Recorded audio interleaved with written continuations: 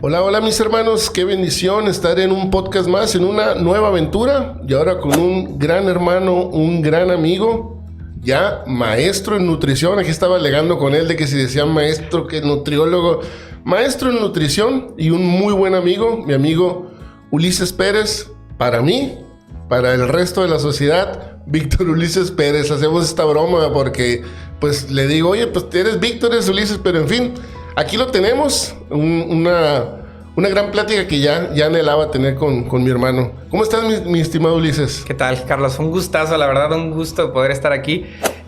Pues presentándome, yo creo que sería lo ideal, ¿no? O sea, no, es que me ha pasado de repente que estoy en consulta o estoy, digamos, en la escuela y de repente empezamos una charla, ¿no? Sí. O sea, ya sea vocacional o lo que tú quieras, porque tutoreo a algunos alumnos y de repente damos todo el abordaje y al final es, ay, ¿sabes qué? Se me pasó. Soy Víctor, soy Ulises, pero me presento, no quiero empezar mal, vamos a decirlo así. Soy Víctor Ulises Pérez Osuna.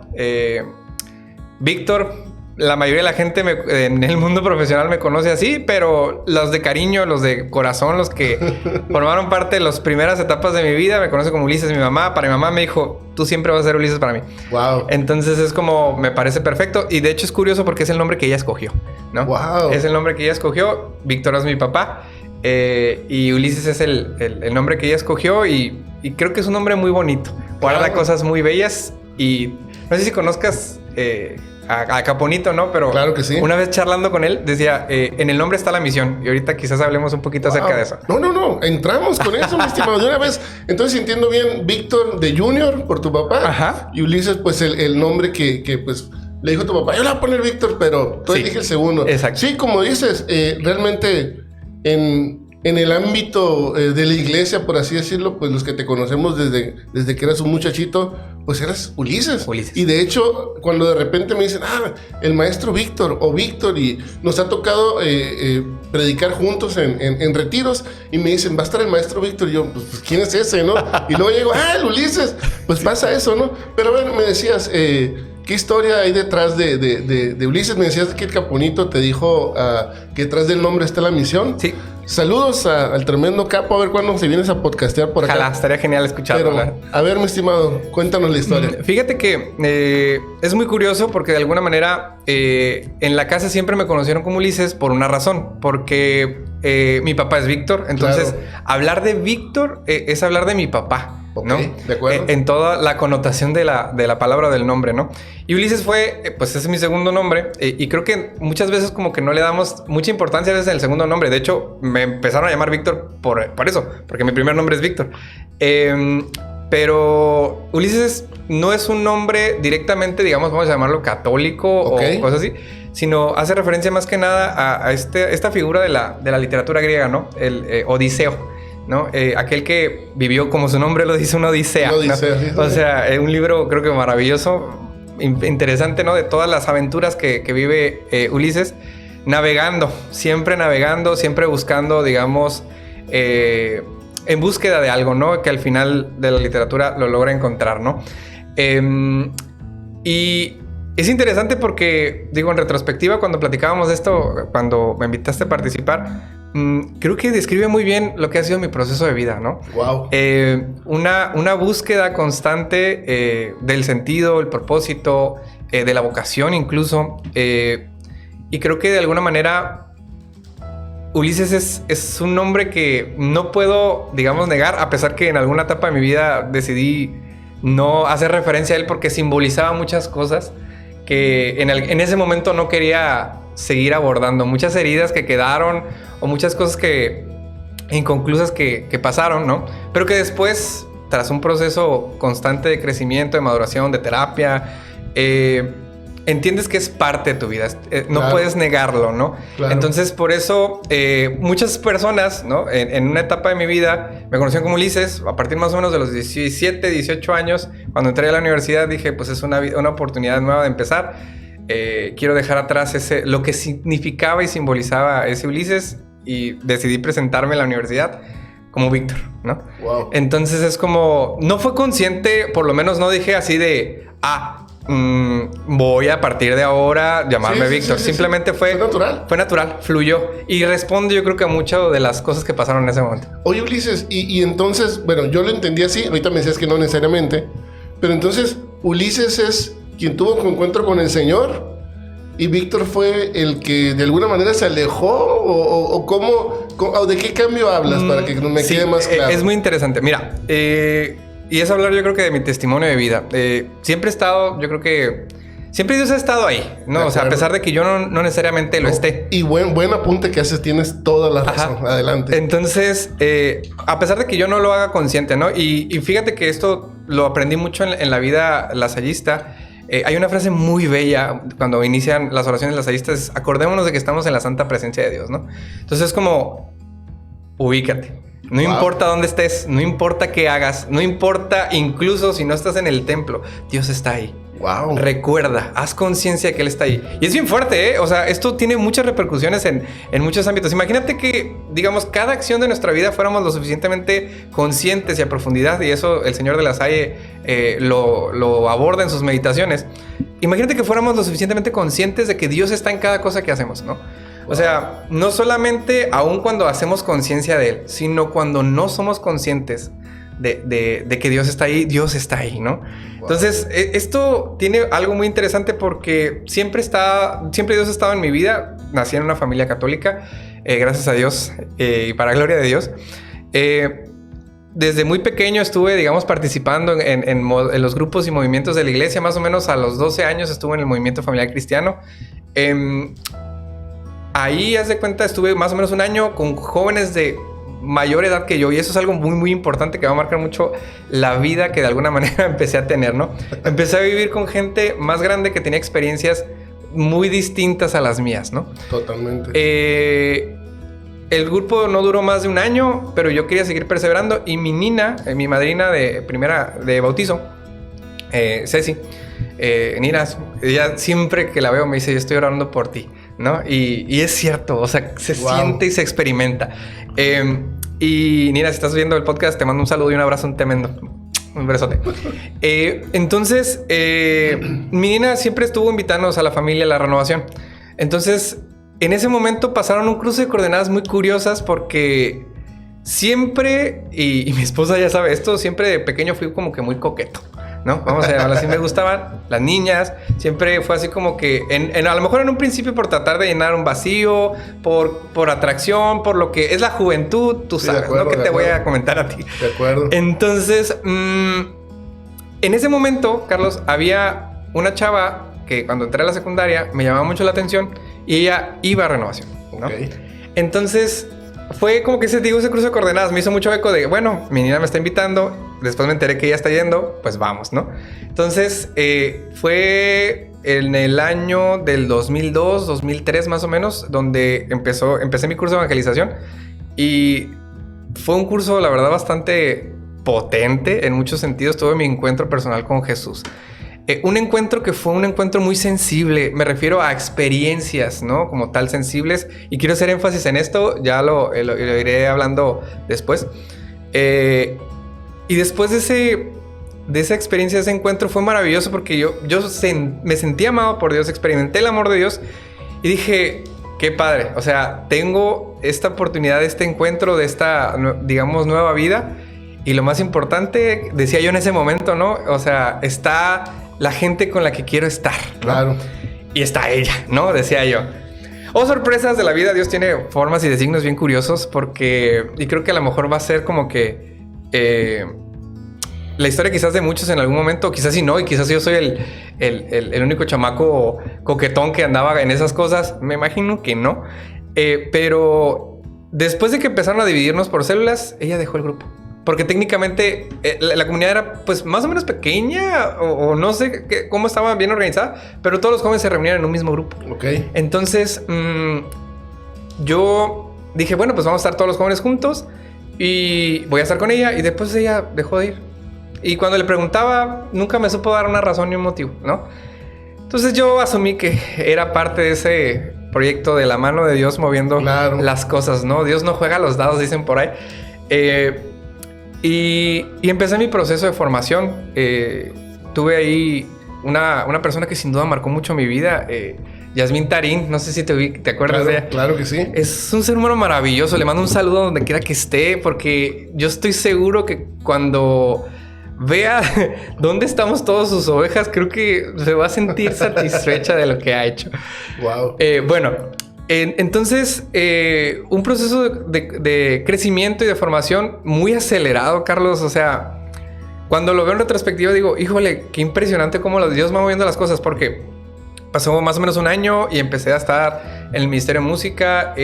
Pasó 1 o 2 años y ya estaba pues predicando en algunos temas para los jóvenes. Entonces poco a poco fui, digamos, moviéndonos. Más o menos como para los 2006, 2007, sí. ¿No? Digo, estoy resumiendo muchas cosas, ¿no? Sí, no, claro. Porque si no, pues, nos darían muchas horas. Una de mis compañeras de comunidad empieza con un proyecto, empieza a trabajar contigo en un proyecto muy interesante, ¿no? Y a mí me llamó mucho la atención. Y yo te lo comentaba el otro día, para mí tu amistad es algo muy importante porque jugaste un papel importante en una parte importante de mi vida. O sea, fuiste un instrumento que Dios utilizó para muchas cosas. Wow, y yo sin saberlo, ¿eh? Entonces, estaban en un proyecto, me acuerdo que en aquel entonces estaban grabando el disco de Ana Lucía. Yo quería participar porque había algo muy importante en el proyecto que me movía y me llamaba. Sí. Y que yo sentía desde hace ya bastante tiempo ese llamado de Dios a eso. ¿A qué? A ir a los lugares más lejanos, ¿no? A los lugares más recónditos, a donde nadie va, ¿no? Y eran muchas citas bíblicas que cuando hacía oración salían, surgían, y platicaba con Yasmín y era como que, bueno, ¿cómo la hacemos? ¿Qué hacemos? Es que era una inquietud tremenda que curiosamente en ese momento llegó esta situación. Y yo te comenté, creo que en su momento, ojalá, digo, en algún momento podamos participar. Ya había participado en otros elementos musicales ajenos a la renovación. Por un lado, trabajé también mucho tiempo con Luis Damián, otro también elemento muy importante, creo que de mi formación. Una persona mucho más grande que yo, no tanto, pero sí más grande que yo en edad y en la forma de ver, en la fe, claro. Digamos. Entonces eso ya iba marcando como que una serie de cosas y de acontecimientos. Se da la oportunidad y entramos a trabajar juntos, ¿no? Y digo trabajar porque para mí el servicio es eso, es trabajo en el sentido de la seriedad que implica. Claro, totalmente. Entonces, de hecho, bíblicamente la palabra para servicio y trabajo es exactamente la misma. O sea, el judío sirve o el cristiano sirve y trabaja, ¿no? Entonces empezamos y empiezan como todo, ¿no? Los problemas. Los problemas, claro. ¿No? Problemas que sin duda pues responden a la coyuntura del tiempo que se vivía, a las situaciones. Poco a poco los problemas se fueron poniendo muy intensos. Yo estaba muy joven quizás para poder asimilar la dimensión de los problemas, pero había un interés, una fuerza, un ímpetu por querer hacer las cosas, ¿no? Pero esos problemas cada vez se fueron, digamos, avanzando en el área más personal. De acuerdo. Y cuando ya, digamos, lo personal fue a tal grado, cuando ya empezábamos a tener problemas con mi familia, y no me refiero de mi familia conmigo, sino cuando ya empezaron a explícitamente atacar con, digamos, mensajes, claro. Pláticas incómodas, perspectivas distintas que hacían daño, o sea, que no eran críticas que tenían la intención de construir, sino por el contrario, por lo menos eso causaban destrucción, ¿no? Entonces, cuando ya, creo que el punto más álgido, Carlos, y creo que lo vivimos juntos, fue cuando ya se metieron con mi hermana. Ok. Y un día llegó así explícitamente llorando y me dijo, ¿verdad que no es cierto lo que están diciendo de ti? Y yo, wow. ¿Qué? Es que todo el mundo anda diciendo allá que no nos debemos de juntar contigo porque un demonio se te metió. Y Madre santa de Dios. Y dime que no es cierto. Pero me llorando, dime que no es cierto, dime que no es verdad. Y yo, ok, esto no es sano. Sí, esto no es sano porque, dijeras tú, si siempre era, digamos, la misma perspectiva y la misma cara, dices, ok, lo entiendo, sé de quién vienen las cosas y a qué atenerme, ¿no? Claro. Todo bien, se vale. O sea, no tenemos que pensar igual para estar en la misma barca, ¿no? Pero ya que, digamos, por detrás hagan ese tipo de acciones, incluso muchos jóvenes que estaban en la comunidad dejaron de hablarme, se dejaron de juntar conmigo, se dejaron de acercar conmigo y yo sentía esa indiferencia. Wow. Y esa indiferencia terminó literal matándome, o sea, en términos de fe. En ese momento, no sé si recuerdas, yo dije, ¿sabes qué? Yo ya no puedo. Carlos, ¿cómo te explico que me cantos que me duelen todavía porque ya no me acuerdo de ellos? Quemé muchas cosas, ¿no? Muy, muy simbólicamente quizás, pero también todavía hay como que lagunas mentales de algunas cosas que pasaron porque fue un proceso muy fuerte y me dolió mucho y sufrí demasiado. Guardé mi teclado, guardé mi guitarra, dejé de cantar, no quería saber nada de la gente. Ojo, de la gente. Mi relación con Dios estaba bien, decía yo, ¿no? Pero a mí lo que me dolía era la gente, o sea, la traición, el ataque. Yo no podía entender cómo si alguien decía creer en Dios podía causar tanto daño. Y me alejé de la iglesia, la verdad. Eso es creo que la frase más exacta, ¿no? Me alejé de la iglesia, seguía creyendo en Dios. Seguía orando con Dios, pero me alejé de la iglesia, ¿no? De la iglesia católica.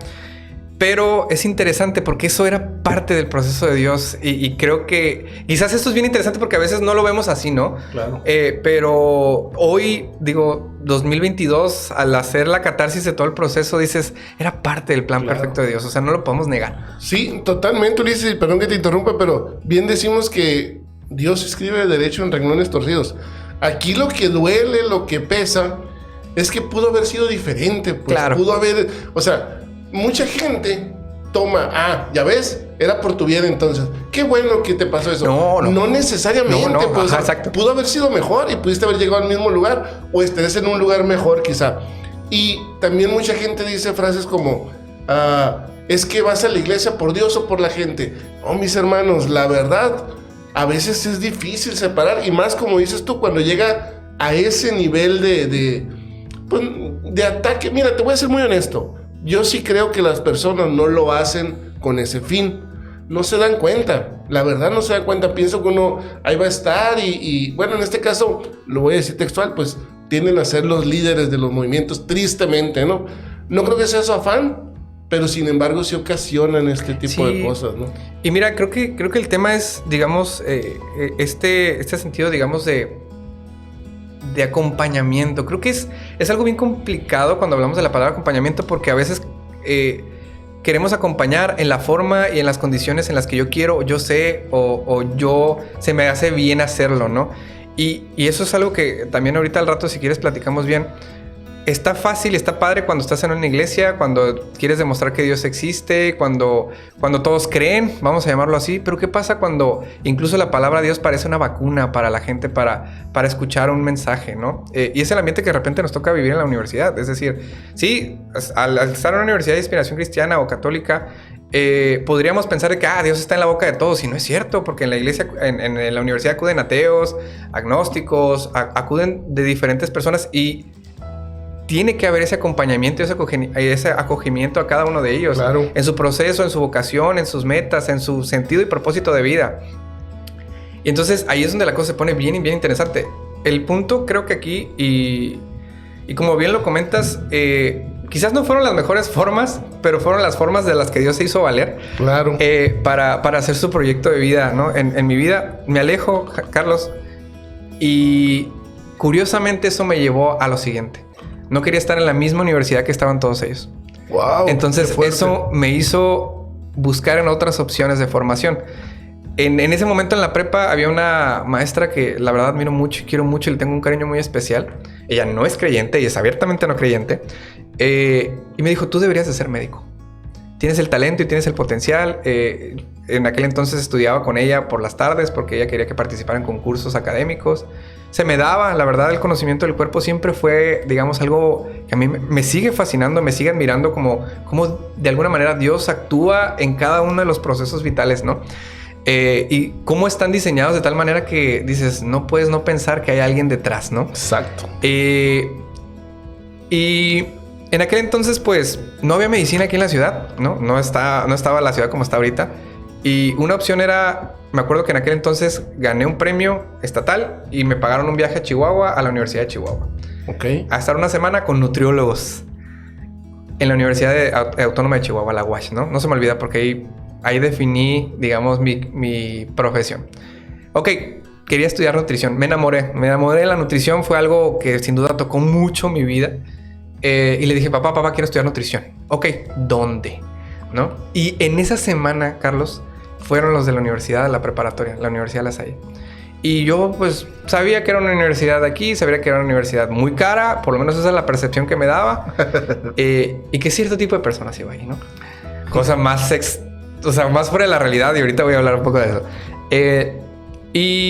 Pues dije, de barbas, vamos a ver qué hay. Y había licenciada en nutrición. Fíjate, el cruce de coordenadas precioso de Dios. Le dije, oye, ¿qué onda con este programa? Es un programa nuevo que vamos a abrir. Wow. Fíjate, wow. O sea, es un programa nuevo que vamos a abrir. Serías la primera generación de nutrición. Y yo agarrando aquí, no, perdón, soy muy kinestésico. No, disculpen. Y le dije, papá, quiero estudiar aquí. Me dijo, ¿estás loco? No creo que se nos pueda, los costos y lo que tú quieras. Entonces, bueno, déjame ver dónde más hay en el estado. Estaba en Hermosillo. Pues mi mamá es especialista en hacer cálculos, es la administradora del hogar. No sé dónde estaríamos si no estuviera por ella. Y entonces se cuenta que me dice, creo que sale más viable tenerlo aquí con una beca que mandarlo a estudiar allá afuera.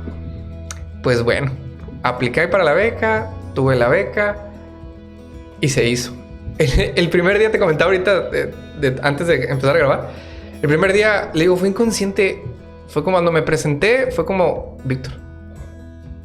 Y ya platicando en la terapia, me decía mi terapeuta, es que quizás lo que buscabas era una nueva vida, una nueva posibilidad de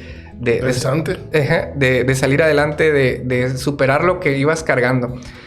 En esa figura de Víctor, vamos a llamarlo, pues sí, había, digamos, un desapego de la iglesia, pero en esa figura de la iglesia, de la universidad, había una persona que siempre estuvo insistiendo. Insiste. Hey, ven al grupo juvenil. Hey, creo que nos podrías apoyar o aportar mucho al grupo juvenil. Es que, te lo juro, estuvo años. Wow. Y digo años, 2. ¿No? O sea, de 4 de la universidad. ya es plural. Sí, no, es que, a ver, en tiempos de universidad, 2 años es bastante, es media carrera. 4 semestres. ¿No? Exactamente, 4 semestres. Entonces, si comparas con los años que tengo ahorita, pues no es nada, ¿no? No, y fíjate, a mí siempre me gusta decir esta percepción del tiempo. 10 años duran lo mismo, ¿estamos de acuerdo? Pero tú dile a un niño de 10 años, dile, ¿y cuánto la percepción que tiene para cumplir 20? Oh. Es como que... falta un chorro. Dile a uno de 50, la percepción que tiene para cumplir 60. A la vuelta de la esquina. Ya mañana, ¿no? Ya. Es algo muy, muy curioso. Pero bueno, adelante, mi estimado. Entonces, para no hacerte el cuento más largo, pasaron algunas cosas ahí, como lo dicen, ¿no? Pasaron algunas cosas. Entré en un momento difícil de mi vida, una depresión. Mi papá perdió su trabajo. Yo no sabía si iba a seguir estudiando. Terminé con la pareja que estaba en ese momento. Y estaba trabajando, fíjate cómo estaba mi dinámica de vida. Trabajaba por las noches para poder estudiar por las mañanas. Y en la tarde dormía diagonal hacia tarea. Entonces, la Semana Santa del 2011, se acumularon las cosas, me despidieron de mi trabajo y entonces dije, ¿qué voy a hacer? ¿No? Entonces, fueron varias cosas que se juntaron que me llevaron a deprimirme fuertemente. Me imagino. Y no superficial de, estoy deprimido, como mucha gente dice ahora, ¿no? O sea, pensar y tener ideaciones suicidas, ¿no? De querer quitarme la vida. Pero no era lo suficientemente valiente o cobarde, no sé cuál sea la palabra, para llegar a cumplirlo, ¿no? Pensaba en cosas bien tontas. Ahorita digo, pues me voy a saltar del segundo piso de mi casa, voy a salir a la calle para que me atropelle un carro, voy a subirme a un edificio y me voy a tirar. Pero ninguna llegaba a algo concreto, ¿no? Gracias a Dios. Y gracias a Dios. En ese momento, unos compañeros, ¿no? Iban a ir a misiones. ya iba un poquito al grupo juvenil y me mantenía al margen, pero ahí estaba, apoyaba, aportaba. Había ido a la preparación para las misiones y dejé de ir por el tema del trabajo y tenía la camiseta, ¿no? La camiseta de las misiones. Y decía que todos seamos uno para que el mundo pueda crecer. Para que el mundo pueda creer. Pueda creer. Pueda creer. Para que el mundo crea, sí. Sí. Entonces vi mi camiseta, Carly, y dije, ¿qué estoy haciendo aquí? Hay gente allá que necesita verdaderamente, que tiene verdaderos problemas, decía yo en aquel entonces, ¿no? Digo, todos son problemas, todos son válidos, todas son situaciones lo suficientemente poderosas como para llevar a la gente a actos. Sí. Le tiran mucho a los problemas de primer mundo, como que tú no te quejes, ¿no? Ajá. Son problemas. Amigo, para una persona que los está viviendo, claro, se le puede caer el mundo. Claro. Y eso es algo muy importante. Claro. Y haz de cuenta que en ese momento fue como, ¿qué estoy haciendo aquí? Empecé a hacer mi maleta, Carlos. Me acuerdo que mi mamá abrió la puerta. ¿A dónde vas? Y le dije, a misiones. Me dijo, ¿estás loco que no dijiste que ibas a descansar? Que Semana Santa y que no sé qué. Y le dije, mamá, tengo que ir. Porque si no voy, me voy a morir. Le dije. Wow. Y mi papá dice que se me quedó viendo bien fuerte y me dijo, yo lo llevo. ¿Cómo vamos, mi viejo? Porque me ha alcahueteado demasiado, la verdad. Sí, siempre que pienso en tu papá, digo, no tengo la gran amistad con tu papá, pero la verdad que es una persona de admirarse. Recuerdo mucho que, pues, quiere mucho a sus hijos, ¿no? Y él se autonombra como Papá Cuervo, ¿no? Cada que una publicación me acordaba que Papá Cuervo decía, ¿no? Me recuerda mucho eso a tu papá. Y es muy curioso, ¿no? Porque fue así como que mi papá me dijo, es que yo vi determinación en tus ojos. Wow. Y fue así como que... Ok, entonces fue que fuimos, no era tan lejos, o sea, era aquí en Cocor y eran misiones urbanas. Ok. Algo muy importante y vale la pena resaltar. Y era más de llevar los quehaceres profesionales a los campos de misión y compartir un poco del evangelio. Ok. Llegué, ahí estaba el hermano Lorenzo, no se me va a olvidar, y yo lo amo a ese ser humano con todo mi corazón porque fue una parte importante de ese proceso de volver a reencontrarme con Dios en la iglesia, ¿no? Y le dije, hermano, yo sé que no me preparé lo suficiente. Yo sé que quizás no debería estar aquí. Le dije, pero yo necesito estar aquí. Y me vio y me dijo, ven, algo encontraremos para que hagas, me dijo. Wow. Y me dedicó a cuidar el Santísimo, ¿no? Casi nada. Casi nada. Y después a visitar a los enfermos, ¿no? Junto con él para llevarles la comunión. Cosas que de alguna manera marcaron mi vida. A partir de ahí empezó un camino que se consolidó en la academia. Y eso quiero hacer un punto. Víctor, tú ahorita comentabas, Víctor es la versión sin Dios. No, Víctor es la nueva visión de Dios que adquirí. Wow, te la compro, me gusta. Entonces, me gusta. ¿por qué? Porque en ese momento yo llevé la materia de Jesús no es la persona o cristología. Y mi maestro era un maestro de filosofía que en ese momento jugaba la carta de no creo o sí creo, ustedes saben, pero aquí están los datos, ¿no? Vamos a llamarlo así. Y fuimos llevando varios libros ahí, leyendo varios libros. Fue una materia pesada, casi la repruebo, casi pierdo la beca por eso. Alejandro, si estás viendo ahorita es un amigo, ¿no? Del alma, pero casi pierdo la beca por tu culpa.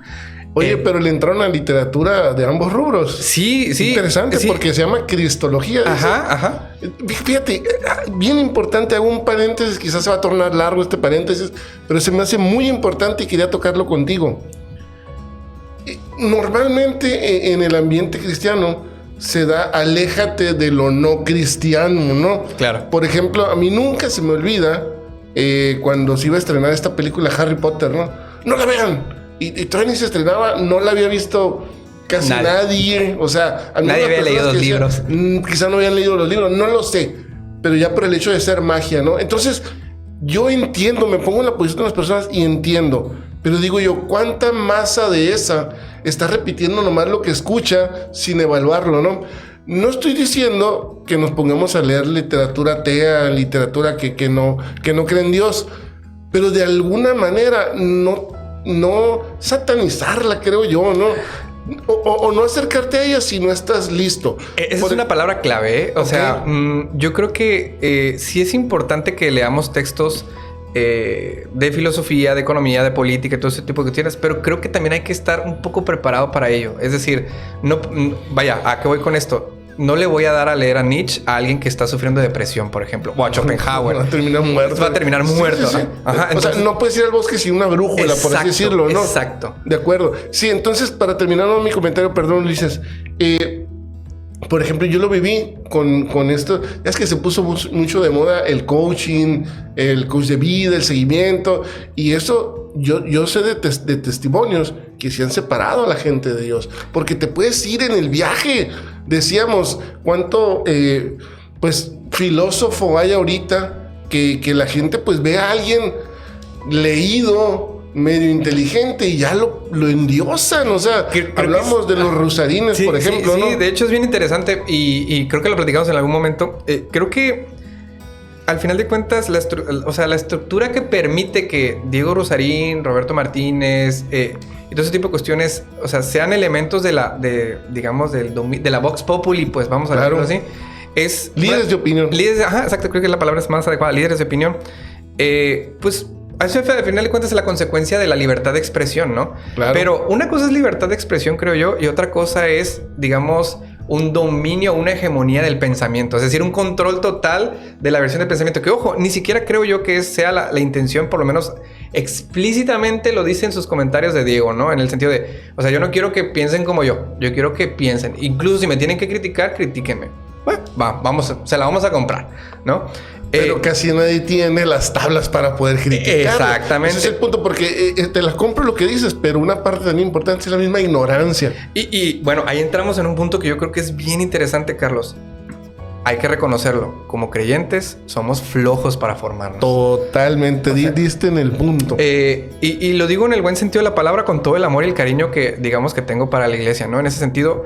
El promedio del católico, la verdad es que no se forma, pues, en ese sentido. No. Y espera a procesos de formación, que está bien. O sea, yo no tengo ningún problema con que haya... De hecho, debería de haber más espacios y más momentos para escuelas de formación. Pero también tendríamos que ir, digamos... creciendo en la forma en la que nos formamos. Exacto. Y voy a dar un ejemplo, a lo mejor muy nutriólogo, ¿no? Pero siempre lo doy cuando practico con chavos, cuando estamos dando las materias, porque me han invitado a dar materias de formación y me dicen, oiga, es que cuando usted habla así de la iglesia, hasta se antoja. O sea, pero ¿por qué no es la visión global del creyente promedio? Híjole, bueno, ahí habla de que algo no estamos haciendo bien, ¿no? Lastimosamente no estamos preparados y queremos vivir de experiencias, de sentimientos nada más. Ojo, porque eso también es un tema bien interesante, porque eso es consecuencia de la posmodernidad, que era lo que hablábamos hace rato, ¿no? Entonces, en ese sentido, considero que la metáfora que te quería dar era... Carlos, ¿tú vives todavía de leche materna?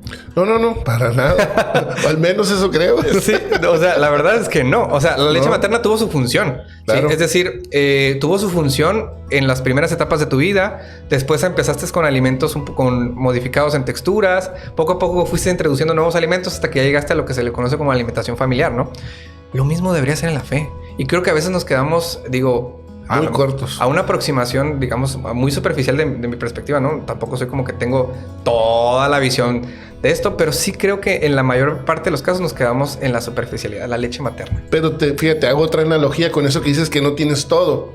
Pero pues es como la gente que lamentablemente no ha podido ir al mar. No conocemos el mar en su vastedad, pero al menos conocemos la orilla, hemos ido más o menos un poquito profundo y eso ya te da bases para defender tu fe o para conocerla o para que no llegue alguien externo, que ahorita, insisto, ahorita el tema del Dios no existe, está en boga. Bueno, yo creo que siempre va a estar, ¿no? Sí, eso pero siempre ahorita ha estado. Sí, siempre ha estado, pero ahorita está muy fuerte por la libertad de expresión, como decías, por la ignorancia de nosotros mismos y porque los líderes de opinión pues realmente buscan monetizar, mi estimado. Buscamos, me voy a agregar si quieren, porque siempre lo he dicho, yo no le tengo miedo. Yo digo, ¿quieren que se suscriba? Claro que quiero que se suscriban, o sea... Gracias a eso puedo seguir haciendo esto. Exactamente.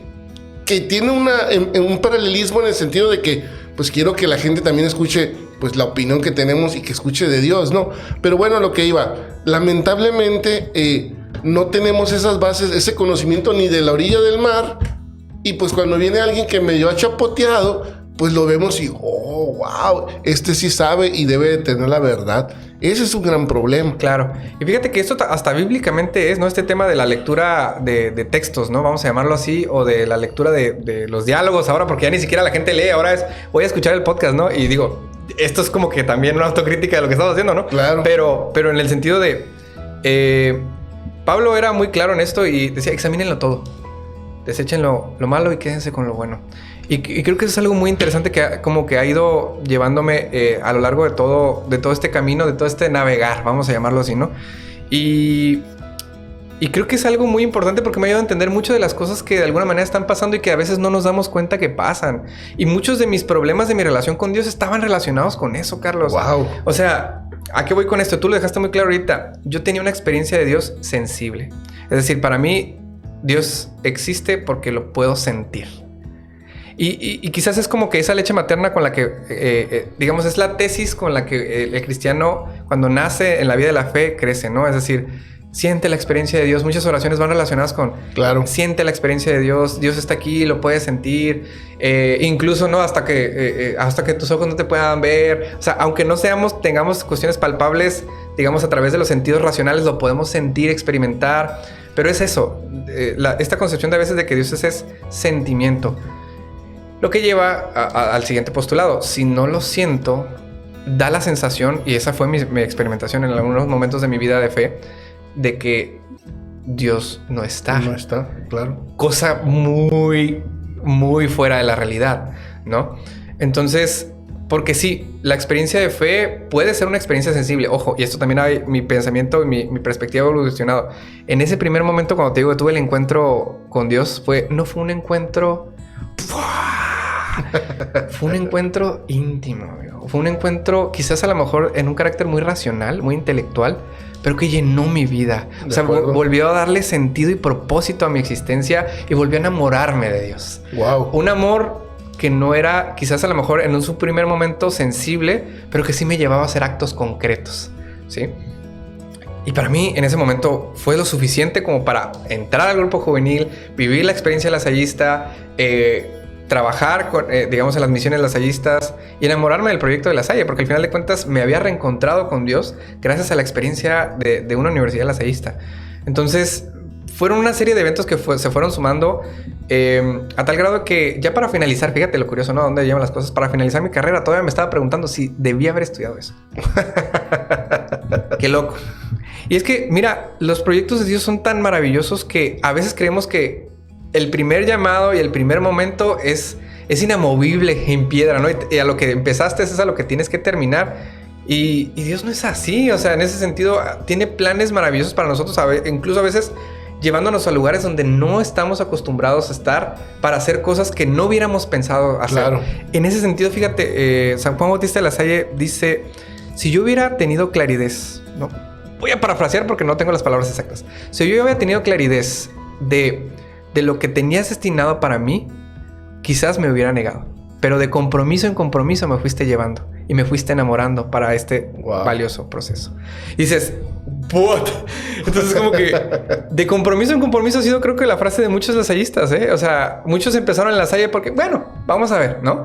Y de repente, bueno, empecé a ser docente, bueno, y ahora soy tutor, bueno, y ahora soy el coordinador, y así vas, ¿no? O sea, claro. en ese sentido, y Dios es así, o sea, Dios nos va llevando de compromiso en compromiso en ese proyecto maravilloso que tiene, ¿no? Que ese es el reino de Dios, ¿no? Que el reino al que todos estamos llamados. Wow. Entonces, y que Jesús vino a evangelizar y a transmitir, yo creo que de una manera impresionante, amigo. O sea, tengo 11 años estudiando, leyendo y es inacabable. No. Una vida no me basta. Es como las películas, las puedes volver a leer y le encuentras más cosas. Exacto. Hace poquito, bueno, después platico de esto porque creo que se podría sacar de contexto lo que voy a decir. Pero bueno, el punto es que no sabía si verdaderamente debía haber estudiado, porque entonces ya sentí un llamado muy fuerte de Dios. La experiencia de mi maestro en aquel entonces, mi amigo, ahora, de la filosofía me enamoró. En serio, me enamoró. El amor por la sabiduría fue algo que marcó la parte para seguir todavía creciendo y avanzando en la vida. Y la nutrición, amigo, que pues ya la había estudiado 4 años, ¿no? Dices, oye, pues cómo, ¿no? Entonces, y había también algo de ahí de la psicología que también me llamaba mucho la atención. Entonces, yo le decía, una vez me invitaron a dar un tema que el tema se llamaba ¿Quién soy yo? ¿No? Entonces uno que, ¿qué onda? ¿Te animas? Y yo, pues bueno, vamos a darlo, ¿no? En el grupo juvenil. Y la crisis empezó otra vez porque ¿cómo voy a dar una respuesta a una respuesta que ni siquiera yo puedo responder, ¿no? Claro. O sea, ¿cómo voy a dar un tema de eso? Entonces estuve 2 semanas preparándome, reflexionando, orando, leyendo. Y unos días antes, ¿no? Salí a caminar en la universidad porque técnicamente vivía allá, amigo. O sea, estaba en las mañanas, entraba a las mañanas, me quedaba a comer ahí. En las tardes estaba en los laboratorios, en el consultorio. Entonces, ahí vivía. Era mi vida. Técnicamente, ahorita sigue siendo mi vida también, pero ya de otra manera. Y le decía a Dios, es que haciendo ese ejercicio, ¿no? De quién he sido yo. Fue inevitable pensar en toda esta historia de fe que había vivido, esa historia de vida y cómo las cosas me habían llevado. Fue a reabrir heridas que me hicieron en ese momento llorar, ¿no? O sea, porque me preguntaba el por qué. O sea, por qué había permitido que pasaran esas cosas y a ese nivel y a ese calibre, ¿no? O sea, porque pude no haber sobrevivido, ¿no? Pero bueno, eso era lo que había sido yo. Pero no respondía quién soy yo en ese momento. Y después, bueno, es muy preocupante. No puedo responder el presente. Es muy inconcluso. Me fue al futuro. ¿Qué quiero ser yo? Y empecé, bueno, estaban estas cosas, ¿no? Y en esa oración que tenía con Dios, mientras iba caminando, ¿no? Muy de los hermanos lasallistas, eso de andar predicando y caminando. Bien, vamos a caminar. El hermano Lorenzo era muy fanático de eso de, hermano, tengo una duda con esto. Vamos a caminar. Y mientras caminábamos, ¿no? Muy de los filósofos griegos de la antigua Grecia. Entonces caminábamos, platicábamos y era una experiencia maravillosa. Entonces, mientras iba caminando, decía, bueno, es que quiero estas cosas, ¿no? Estas cosas me llenan, estas cosas. Y le dije, Dios, ¿qué quieres de mí? O sea, todas esas cosas atienden visiones diferentes del ser humano. Ok. Una, la dimensión espiritual. Otra, la dimensión, digamos, existencial. O la dimensión psicológica o mental. Y el otro, la dimensión biológica. Son todas las cosas diferentes que atienden a un ser humano. Y cuando dije esas frases, amigo, llegó. Simplemente llegó. Una experiencia profunda, catártica. Lloré porque por fin todo tenía sentido. Todo armaba en el rompecabezas y veía ya el panorama completo. Es como cuando estás, no sé si te has dado cuenta que se arma rompecabezas y no tienes claro qué es que estás armando, ¿no? Y en ese momento fue terminar de poner la última pieza. No, cuadro. Y para ver toda la imagen es Dios. Quieres que atienda al ser humano desde una visión integral, entendiendo que es un ser espiritual, Exacto. Entendiendo que es un ser que tiene mente, entendiendo que es un ser biológico. Y eso ha marcado toda mi vida profesional y vocacional, amigo. Mi forma de enseñanza, mis alumnos no me van a dejar mentir. Les dije que iba a estar aquí, así que muy probablemente tengas nuevos visitantes por ahí. Porque suscríbanse. Sería genial, la verdad. El trabajo que ellos hacen es maravilloso, chicos, en serio. Ya llegamos a las horas que se necesitan para monetizar. Ocupamos 1000 suscriptores nada más. Pero pues entonces vamos ayudando, ¿no? Para que esto sea posible. Y fue así como que todo cobró sentido, amigo. Todo cobró sentido. Wow, qué fregón. Y ya ahí ya no era ni Víctor ni Ulises, era Víctor Ulises. La remataste excelente. Fíjate qué importante. La vida, a final de cuentas, es una pizza. Siempre lo he dicho, son rebanadas, exacto, son partes. Exacto. Ahorita decías tú, ¿quién soy yo, no? Yo creo que esa es una pregunta de toda la vida, ¿no? ¿Cómo decía se me fue. El soy o no soy. Se me fue la frase. Ser o no ser. Ser o no ser. Existo. Bueno. No pienso, luego existo. No me la sé, son dos cosas diferentes. La mezclé. Pero lo que voy es una pregunta que realmente nunca va a tener una respuesta final. No. Porque pues somos seres que vamos caminando. O sea, ya pasó el segundo ese. Ya. Lo que haya hecho, ya lo hice. Y en que estaba hablando, pasaron otros 2 segundos. Entonces, ¿quién soy yo? Pues no me puedo encasillar. No me puedo encasillar. Ahorita, como decías, hablábamos del pasado y decías tú, no, van a estar aquellas personas que te encontraste, no son las mismas. O sea, aunque sea la misma persona, su esencia cambia y me cae tan gordo, que sigan criticando a la gente por su pasado. Cuando dices tú, no somos los mismos. Las personas por naturaleza cambiamos y tenemos derecho a cambiar. Y claro, y eso es bien interesante porque mira, hoy los veo y platico con ellos, ¿eh? O sea, son hermanos con los que trabajamos en la obra juntos. O sea, creo que eso implica un cierto grado de entendimiento y de madurez de la vida de iglesia y de la relación que debemos de tener con Dios y con nuestros hermanos. Es decir, obviamente hay cosas que a veces dices duelen, ¿no? Claro. Pero o sea, incluso en esta experiencia que a lo mejor pudo haber, como tú me comentas, pudo haber sido mejor, sí, definitivamente, pero fueron las cosas que pasaron, ¿no? Sí, sí. Y pasaron y buscamos darles no un por qué, sino un para qué, ¿no? Hacia dónde nos llevan. Por lo menos es algo bien interesante que Víctor Frank maneja en su libro El hombre en busca del sentido. Valdría la pena que le echaras una leída.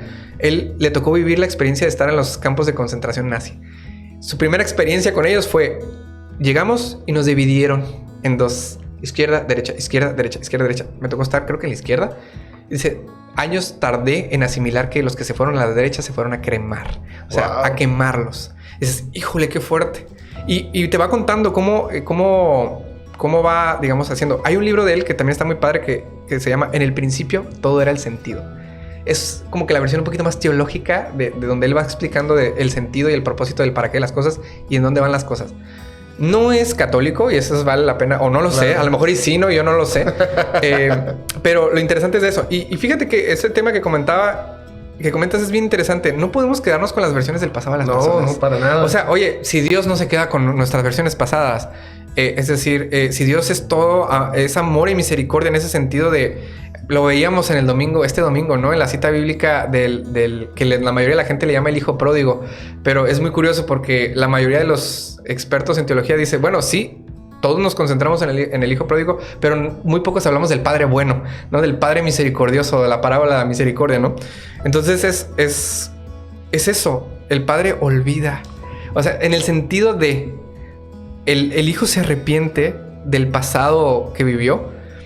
Y le dice, ni siquiera un hijo tuyo merezco ser, ¿no? Pero eso no le importa al padre. Claro. Lo que le importa al padre es que su hijo que estaba muerto y perdido vuelve a la vida. Yo creo que eso es lo que debería de alegrarnos cada vez que vemos a un hermano, a un artista, a una figura a lo mejor cercano, conocida, que se encuentra otra vez con Dios. Wow. ¿Sí? O sea, eso es lo verdaderamente importante. Oye, no sé si viste el tema de Elijah, ¿no? Este chavo que salió en las películas de Transformers. Va a ser la película de Francisco. No lo he visto. Sé que le hicieron mucha publicidad en lo que se convirtió y está haciendo la película. Ajá. Me tocó ver en algunas publicaciones de Facebook que mucha gente lo criticó muy fuerte y dices, amigo, a ver, creo que no estamos entendiendo el punto clave. O sea, volvió. Volvió. O inició, no lo sabemos. Inició o volvió. Pues bueno, vamos a llamarle así. Claro, volvió. Claro, o sea, está aquí, está viviendo la experiencia de Dios y encontró en los franciscanos una orden maravillosa. Esa que necesitaba para darle sentido a su vida. Pero fíjate, Ulises, es que ahí entra un tercer rol de este hijo pródigo que yo lo estaba pensando el domingo precisamente en la misa. Entonces decíamos, el hijo pródigo, el que todo el mundo conoce, el que todo el mundo habla, el que todo el mundo predica. El padre bueno, el medio olvidado. Pero el hermano egoísta, mi estimado. O sea, me suena a los que no aceptan Shia LaBeouf, creo que se llama, ¿no? Es ese que, si yo siempre he estado aquí, señor, ¿yo por qué no filmo la película que haces de destino? ¿Por qué no fui yo el Padre Pío? Exacto, porque yo no soy el que está protagonizando esta. No es así, pues, pero lastimosamente hay mucho hermano del hijo pródigo que, pues, hace daño, pero también la respuesta de Dios, qué hermosa, ¿no? Es maravillosa. Tú eres mi hijo y todo lo mío es tuyo. Todo lo mío es tuyo, hijo. Ey, así. Todo lo que yo he tenido para ti siempre ha estado ahí. Ojo, que no lo quieras aprovechar. Exacto, esa ya es tu bronca, ¿no? Que no me hayas pedido el coche gordo, es otra cosa. Es otra cosa. Claro. Es increíble. Ahorita decíamos de cómo puedes leer algo y leerlo y le sacas y le encuentras. Y te puedo decir que uno de mis salmos favoritos es Salmo 1. Me fascina. Y lo leo y le encuentro cosas. No me lo sé textual, así que tú digas, no, pero casi lo podría decir, ¿no? Que dichoso el hombre que no va a reuniones de malvados, más le agrada la ley del Señor y la medita de día y noche. Es como un árbol que está junto al río y a su tiempo da fruto. O sea, y lo leo y me quedo yo, wow, cada vez le encuentro algo más hermoso o algo más de que agarrarme, voy a decir, ¿no? Pero fíjate, Ulises, te quería decir también porque ahorita tocaste un poco el tema. el hedonismo. Yo siento que estamos viviendo una vida, ahorita decías tú que en La Salle el compromiso, ¿no?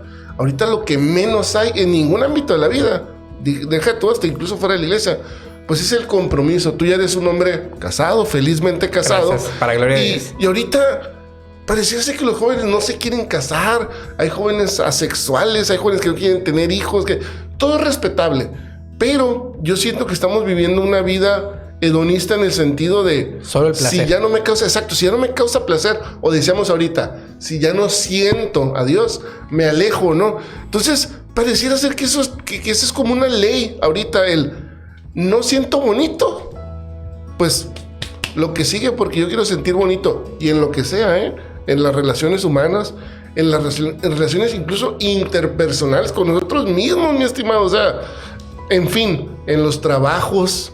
Ahorita en la mañana veíamos un estudio, de hecho, en el trabajo, de cómo están cambiando las prioridades, cómo la gente se siente estancada tan rápido. Es que siento que no crezco. Oye, tienes un año. Fíjate, ¿cómo es posible que te sientas estancado, no? Pero bueno, yo una vez más lo llamo como un hedonismo. Tú que convives con los jóvenes, tú que te acercas a los jóvenes o ellos se acercan a ti, yo sé que muchos jóvenes te siguen. Como te decía, me ha tocado predicar contigo y veo ese clic que tienes con los jóvenes. ¿Cómo sientes a la sociedad? Sé que te estoy diciendo a los jóvenes, pero siento que los jóvenes pues, van a ser un reflejo del futuro y de alguna manera pues los adultos también. No quise que te encasillas en los jóvenes, pero ¿cómo ves esta sociedad? Le llamamos posmodernismo, ¿no?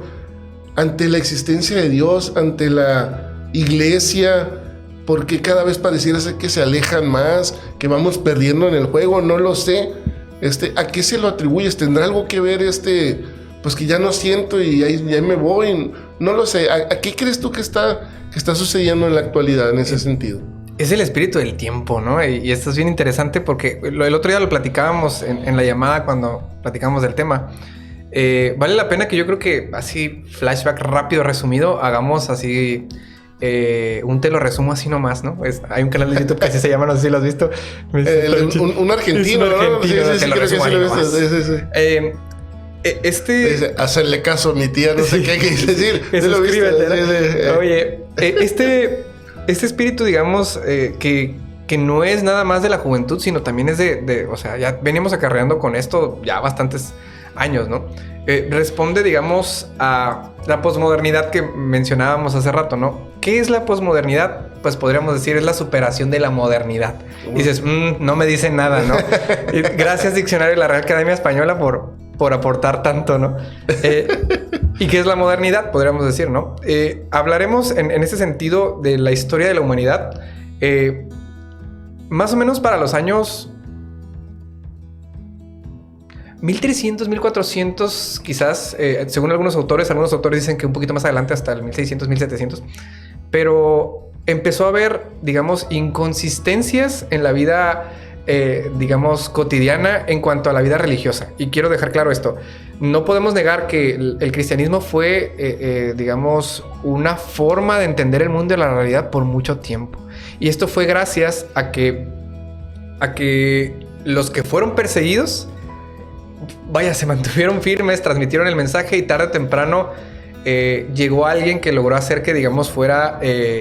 pues la religión, ¿no? Que hoy conocemos, la religión del imperio le llamaban en aquel entonces. De acuerdo. Entonces, ya no era ser malo o ser cristiano, pero ya todos podíamos creer libremente, ya todos podíamos, incluso en algunos textos, ser obligados a creer, ¿no?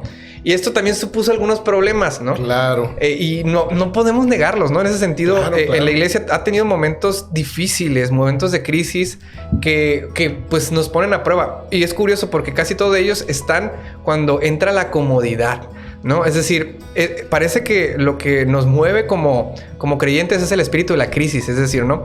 Cuando estaban perseguidos los cristianos, las primeras comunidades eran muy fuertes, muy unidas y daban mucho testimonio.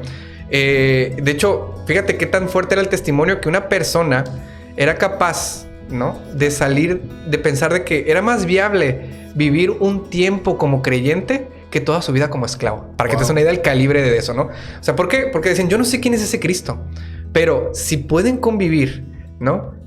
quien se dice esclavo y quien se dice, digamos, dominador, o sea, ya no hay barreras entre ellos, ¿no? Y todo lo comparten, ¿no? Como decía en Hechos 2:42, acudían asiduamente a la enseñanza, a la fracción del pan, cuanto tenían lo compartían. Si tú lo lees así, sin pensar que viene de la Biblia, podrías decir, esto es un texto comunista, ¿no? Es un texto marxista, dirían. Pero las primeras comunidades vivían, vamos a decirlo así, una utopía, o sea, una visión del mundo y de la realidad en la que no había, como bien dicen ahí, imagina no haber fronteras, imagina las personas sin guerras, o sea, en esas primeras comunidades se vivía lo que podríamos decir un prototipo de lo que íbamos a experimentar después de la muerte, ¿no? Del reino de Dios. Entonces todos compartían, todos ayudaban, todo lo que tú quieras. Pero era la cohesión en Cristo la que los unía, ¿no? El espíritu, de alguna manera, que fue infundido en ellos, la que les permitía seguir a pesar de que eran perseguidos. Wow. O sea, a pesar de que eran, digamos, pues crucificados, quemados, vaya tú a saber todas las atrocidades que se cometieron en ese sentido, ¿no? La persecución de los cristianos. Pero era muy atractivo, o sea, era muy atractivo y tú dices, no tiene lógica. Si hoy te digo, te voy a matar por lo que crees, pues muchas gentes lo pensarían dos veces y bueno, ya no creo tanto como lo que creía, ¿no? Sí. Prefiero vivir. Nos convertimos en Pedro, sí, lo negamos. Ajá, exacto. Entonces, esas comunidades eran bastante fuertes. Cuando se llega, digamos, ya en el año 300 con la religión, pues sí, está muy padre ya no ser perseguido, pero de alguna manera la no persecución hizo que entráramos en un estatus de comunidad que a lo mejor al principio no parecía que fuera a afectar, pero poco a poco fue afectando. ¿Cómo lo pudimos saber? Hubo gente que dentro de la iglesia empezó a decir, eso no es la iglesia. Y esta reforma, digamos, que se hubo protestante, que tanto también no discutimos ni hablamos de ella, y creo que deberíamos de charlar más de ella, fue porque muchos de ellos no encontraban la visión de Dios, la visión de Cristo, de la Biblia, en la praxis cotidiana de muchos creyentes, especialmente de las altas jerarquías. No de la gente de a pie, de las altas jerarquías. Sí, de acuerdo. Y bueno, después vino un movimiento sumamente fuerte, ya donde entramos a dar cuenta a Francisco y San Francisco de Asís, perdón, y todos estos santos que empezaron a marcar la vida de esta nueva actualización en la visión de Dios, ¿no? De la visión de los pobres, la visión de volver a nuestras raíces, volver a Jesús. Y ahí está la clave, amigo. Siempre la clave es volver a Jesús, ¿no? Voy a cerrar ese paréntesis, lo voy a tomar al final. Y poco a poco ese modelo protestante fue llevando también a nuevas formas de ver la vida, ¿no? Es decir, siempre la crítica al régimen vigente genera nuevas perspectivas de vida, ¿sí? Poco a poco los hermanos protestantes empezaron a generar formas de pensar, filosofías distintas que permitieron una visión del mundo distinto, y poco a poco eso fue como haciéndose como que el destete, ¿no? Claro. de la Iglesia Católica, lo que nos llevó a esta modernidad. ¿Qué es la modernidad? Y me detuve demasiado, perdón. No hay ningún problema. Okay. La modernidad fue quitar a Dios del centro, ¿no? Exactamente. O sea, quitar a Dios del centro. Totalmente de acuerdo. Entonces, ¿en qué consiste quitar a Dios del centro? Pero ¿por qué se quitó Dios? Y eso es lo muy importante. No porque Dios no fuera, digamos, el referente, sino porque la gente que creía en Dios no había coherencia en su mensaje. Exacto. Y eso es algo muy importante a tenerlo en cuenta. El ateo, la mayoría de las veces, no atenta contra Dios. O sea, no critica a Dios. O sea, la mayoría de los ateos, cuando los escuchas y dialogas con ellos, es una crítica a la praxis del creyente que cree en Dios, ¿sí? Y todos los argumentos de la mayoría de los filósofos son a raíz de eso, ¿eh? Aunque ahí voy a hacer un punto nomás, porque yo lo digo y realmente lo creo. Dice, realmente el ateo también no deja de hablar de Dios. No, de hecho, el ateo lleva hablando de Dios. El ateo, de hecho, a veces es interesante porque a veces puedes encontrar mucho de Dios en el ateo. Es decir, la crisis de los ateos del tiempo fue la crisis de la humanidad en esencia. Es decir, pues se hacen agnósticos, ¿no? Al final de cuentas, el ateísmo puro no existe, yo creo, ¿no? Pues está complicado porque al final de cuentas, en términos estrictos, el ateo es el que no tiene Dios o el que no cree, ¿no? Y vamos a dejarlo claro, todos necesitamos un sistema base de creencias. Exacto. Algo que nos permita no rayar en la locura, dirían algunos filósofos, ¿no? Una base de la que construimos toda nuestra vida, ¿no? Y la modernidad eso hizo. Ok, si Dios no explica la realidad, ¿qué lo va a explicar? Hubo varios caminos. La ciencia, la política, la economía. Y se empezaron a construir grandes ideologías al respecto, ¿no? La filosofía. Claro. Entonces, ahí surgen muchos filósofos, muchos científicos, o sea, ha sido muy interesante. Y gracias a esas cosas, ¿no? Y volviendo al tema del testimonio de vida, ¿no? Que a lo mejor podemos creer, no, es que ¿por qué Dios permite los ateos? Pues es que gracias a eso también empezamos a encontrar muchas cosas que hoy en la actualidad estamos disfrutando, ¿no? Y que a veces no lo vemos así. No lo vemos así. La ciencia, el método científico, la medicina, empezó a avanzar a pasos agigantados gracias a que la gente dijo, bueno, si Dios no explica las cosas que pasan, ¿qué lo explica? Y empezamos a buscar en el cuerpo, empezamos a ver en el cielo, empezamos a ver fuera de las iglesias, ¿no? De qué es lo que hay. Y empezó el Renacimiento, ¿no? El Renacimiento, después llegaron las posturas filosóficas, pero empezaron a haber inconsistencias en esas... Una vez más. Ajá, una vez más, entre la ciencia, la política y la economía. Es decir, tal parecía que eso no responde a las problemáticas. Sí. ¿Y cuál es el culmen, amigo, de esto? La Primera y la Segunda Guerra Mundial. Creo que ahí podemos ver cómo la humanidad fue capaz de destruirse a sí misma y cómo ni la ciencia, ni la economía, ni la política pudieron resolver a profundidad esos problemas. Es que, híjole, mira, tocas varios puntos muy interesantes. La coherencia para un cristiano es, no sé si la está regando, pero casi imposible, voy a atreverme a decir, porque hasta la misma palabra dice, ¿no? Señor, ¿por qué hago el mal que no quiero? ¿Y por qué no hago el bien que deseo? Pues, o sea, esta lucha interior del cristiano, ¿no? Yo te puedo decir que alguien que yo admiro mucho, no voy a decir su nombre obviamente, ¿no? Que yo admiro mucho, que es lo más cercano a un santo con el que yo he vivido, créeme, he convivido, me hablaba de eso. Me decía, Carlos, es que soy malo, me decía. Es que le hago daño a mis hermanos. Y yo decía, ay, pues, si tú dices eso, pues, ¿qué soy yo? No, soy una basura, ¿no? Pero el punto es no quedarnos ahí tampoco, pues, claro. O sea, levantarnos y una vez más, mañana no vamos a hacer el de hoy. Ahorita podemos decir 1000 cosas y lo que sea. Mañana podemos pensar diferente. Pero el chiste es ir hacia esa santidad, caminar hacia ella y de alguna manera no creernos tantos, porque a veces cuando ya creemos que ya llegamos, se nos sube, nos subimos al ladrillito y valió queso. Claro, ¿no? De hecho, perdón, dices para terminar, y no satanizar, como decías, ese otro lado. Yo no he investigado mucho de Lutero, te voy a ser muy honesto, pero yo me cuestionaría, bueno, la intención de Lutero, ¿cuál era? Quizá no era. He leído, no sé si tú sepas, creo que leí por ahí que Lutero murió arrepentido, porque él, después de que se dio cuenta lo que provocó, pues eso no era, pues entonces no estoy diciendo que sea la verdad, no lo leí por ahí o una publicación de Facebook, pero pues a veces es manipulable, claro. Eso, ¿no? Pero sí me gustaría como tener esa base como para saber, ¿se arrepintió o no? Y si se arrepintió, pues wow, o sea, su intención no era. Libros como, te puedo decir, un libro polémico y de los más vendidos, el de Hitler, Mi lucha, no lo he leído y no quiero inspirar a la gente que lo lea, ¿no? Pero Hitler no tiene nada bueno. Pues al menos liderazgo, mover masas. ¿Cómo es posible que una persona le mete en la cabeza a todo mundo que hay una raza superior? Pues algo bueno de tener, no sé, desde el punto de vista del liderazgo. Claro. Pero bueno, te metí muchos temas. No, ya está bien. Mira, fíjate, quisiera empezar, digamos, esta secuencia de ideas con la Biblia. Quisiera remontarme quizás al Génesis, ¿no? Porque de repente decimos esta cuestión de